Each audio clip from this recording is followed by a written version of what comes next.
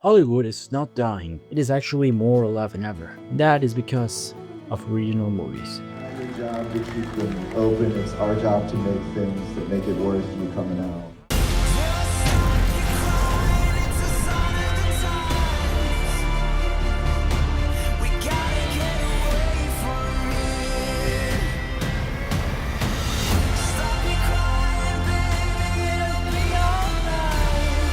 I understand the stakes. I do.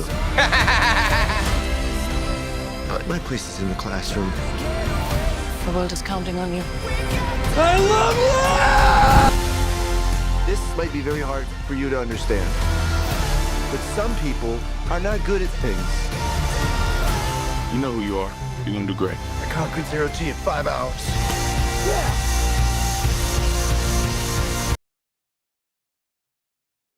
Don't make bets you can't do it. Yes, I know, wondering why I am shirtless today. A few months ago, actually 3 months ago in my last video, I made a bet. It said that Timothée Chalamet did not win the Oscar. I was going to do my next video naked. Now, I'm not showing you below because it doesn't fit my recording scheme and I maybe get banned, but I'm right here. And a lot has happened since then. A lot has released, a lot of topics have come out. And now that I'm done with my second year of college, I have enough time to finally come back and tell you guys Hollywood is kind of in a banger moment right now. Because apparently we are reaching highs in box office that we have not seen since 2019. And we're also seeing that Gen Z is currently the biggest movie going audience right now. Thank you. The question is why? What is going on? Why is Hollywood doing so good right now when just a few years ago they were saying that movies were going to die, streaming was going to be better, and in general, everything was going to collapse? Well, I think the answer is so clear right now. Original movies save theaters. You heard it right, and of course, if you have not been living under a rock, you know that Backrooms, that Obsession have been very successful. And not only that, made by Gen Z, by YouTubers, by filmmakers. We're very young, and they're making stuff that is new, stuff that we all want to see, and stuff that connects with a younger audience that at the end of the day is the demographic that is going to the movies right now. But not only them, there's also other projects, and that's what we're going to talk about today. Before we get into all of that, I would love to invite you to subscribe to this channel. I love movies, so if you love movies, come here and join in because I try to make weekly film content. And that's a big I try because I haven't uploaded a million months, but I am here once again. This is one of the first videos in a while that I'm not using LED lights to put a little bit of light on my body, but it's because I'm feeling a bit lazy today, so I'm just using the sun. Aside from that, ladies and gentlemen, thank you. I will try to bring a lot of content. I have a lot of ideas, so I'll try to record as much as possible and bring them to you as soon as I can. I also leave a few on my social media, my Twitter, I recommend movies, my Letterboxd, I recommend movies, and Instagram and TikTok, where I am loading a lot of content promoting the stuff that I do as a filmmaker myself. Now let's jump in right to the topic. There's been a lot of original movies that I have loved, and it's here, there's like a lot, and I wish I could have made videos talking about them because there has been a lot of content that I have enjoyed. We had, for example, Backrooms, which was a great horror movie. We also have Obsession, which I unfortunately had not been able to see yet. It's not here out in Spain until, for whatever reason, June 26th. I don't know why. There's also a movie I really enjoyed called Send Help. We also have Pictures original Hoppers, which was hopping, was really good. It was really good. We have a lot of movies that have captivated audience, which is like the most important thing. But they have also been profitable to the extent that they needed.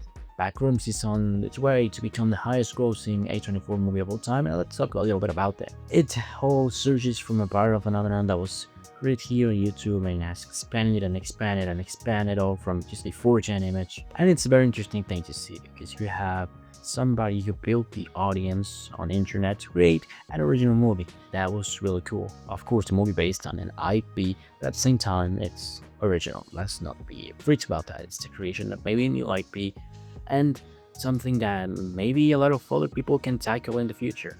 Now, the thing with this movie is that it's really well done, and it's marvelous to see somebody of your age also aspire to things that you also want to do and see that they're doing really well at that. This movie has some really good cinematography. That's what really stood out to me. I was watching, I was seeing a lot of shots. I was like, man, these are really well composed. The movement is great. Everything was done really great. Despite of me not liking some script decisions, especially in the second half of the movie, I really loved it. I think it was great, and I'm really happy to have been able to see it. I would love to congratulate the team behind it, and I also am very happy that an original movie by a young filmmaker is doing so well with audiences and beating other original movies that have been successful, like Marty Supreme, Everything Everywhere All at Once, Civil War, and other A24 stuff. We also have The Drama, which came out this year with Zendaya and Robert Pattinson. It's also an A24 great movie, and it also did really well. It had a great marketing, and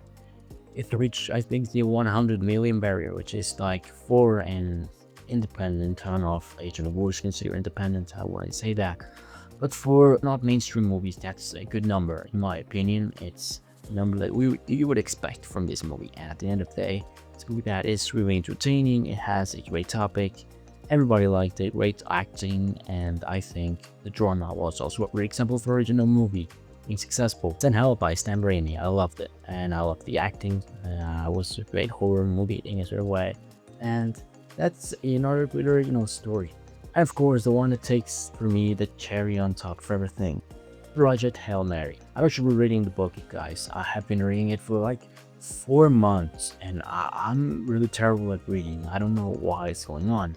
I will be reading like maybe 100 pages one day, and then I'll be taking a 2-month hiatus, and I don't like it because I love to read, but I have been having so much difficult in investing into reading because I have time, I just don't have that great time management, especially right now. But I'm loving the book and the movie. I love it, and I love and that movie is perfect. It's not horror, it's beautiful. I saw it on IMAX, and it really changed everything in my life. I was coming out of a week of recording short films with my classmates because we all had like final projects, and I went to see him the last day before spring break. I went to see it on IMAX, and it was really like, this is why we do what we do. There's no reason to discourage yourselves. There's no reason to stop doing movies, because at the end of the day, we do movies for experiences like this that make us crazy, make us go crazy, that changes our lives and that genuinely impacts you. And particularly was that for me. It's the best movie of 2026 until now for me.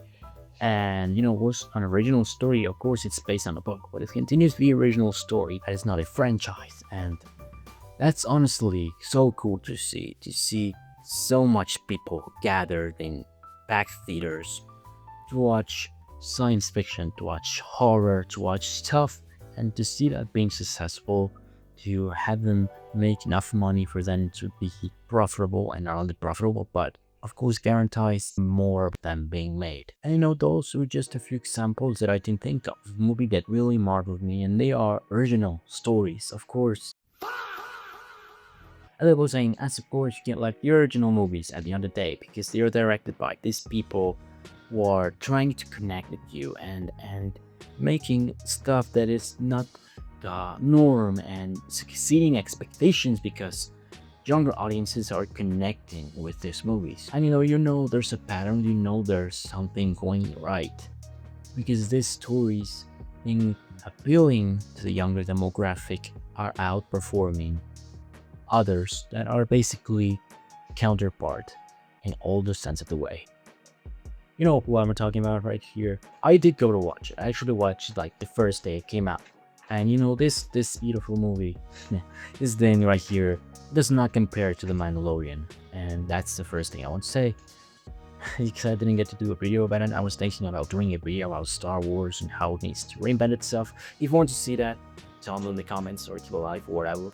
But yes, The Mandalorian Grogu, you also have He-Man that is about to be a big flop, I think, this opening weekend. Those are two examples that are movies that appeal to a older demographic. And not only that, but they are not original completely. You also have Devil vs. Prada 2, which is making a lot of money.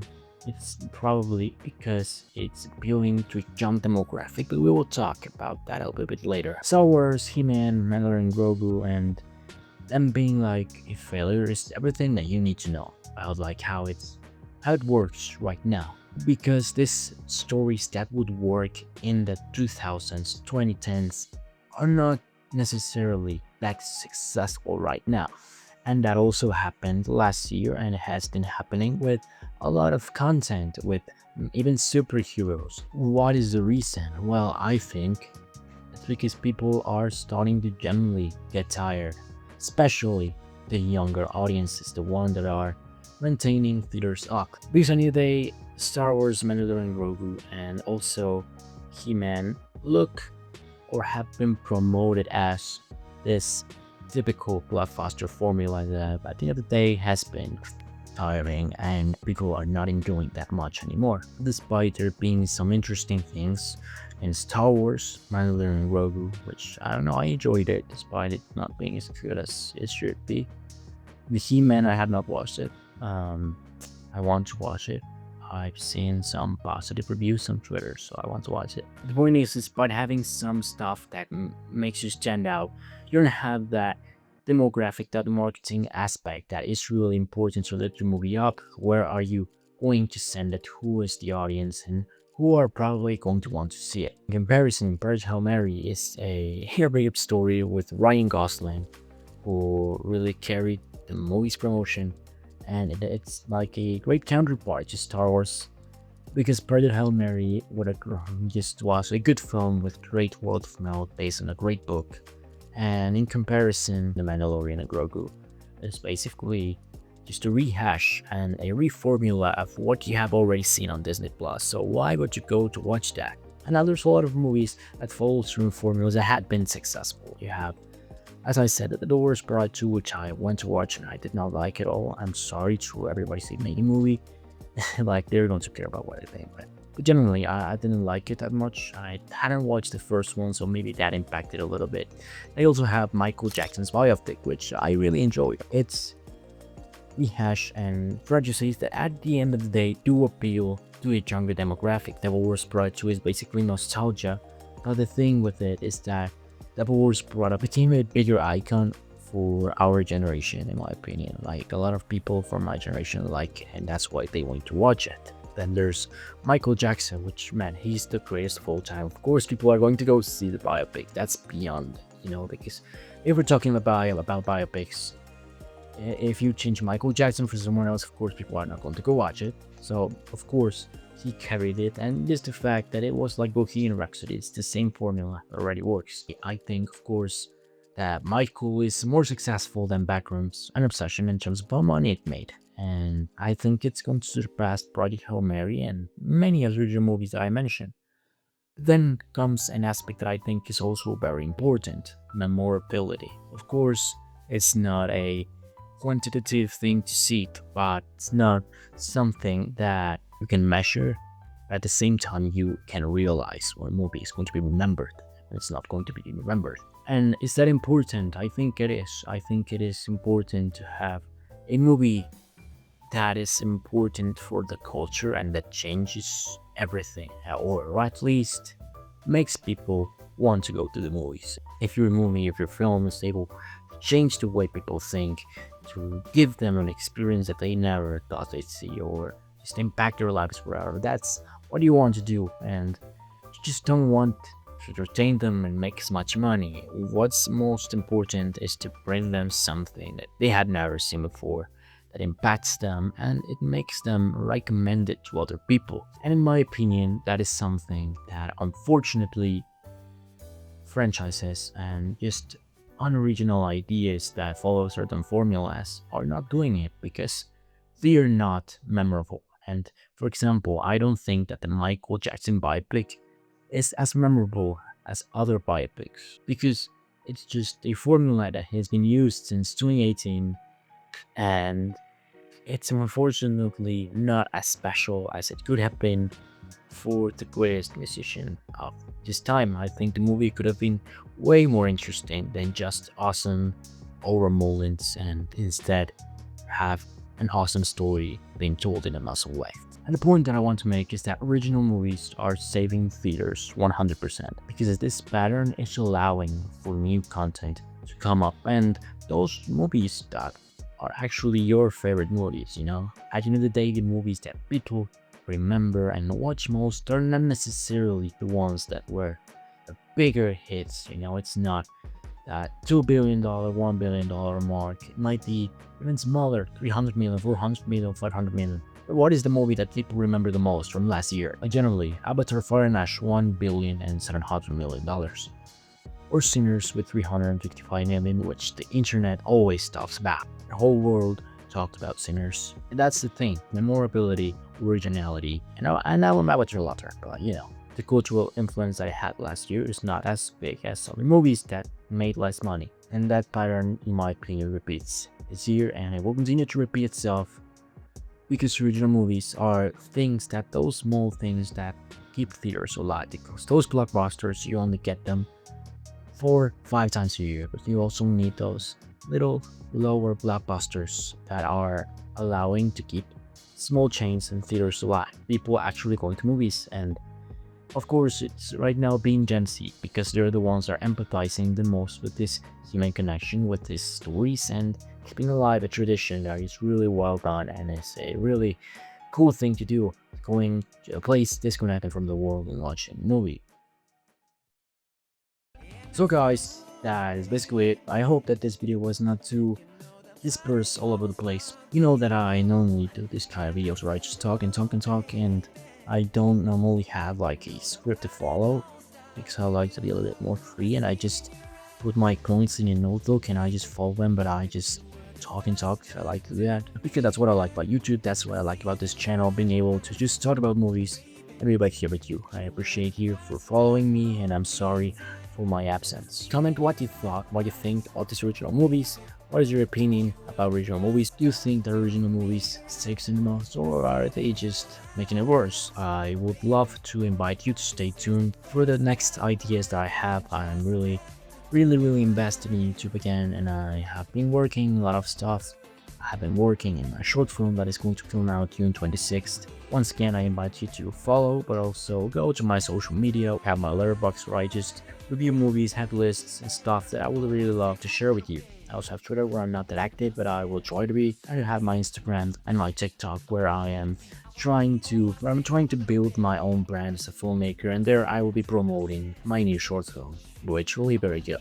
With nothing else to say at you, I say goodbye. I am an aspiring filmmaker. I guess I'll see you in the movies.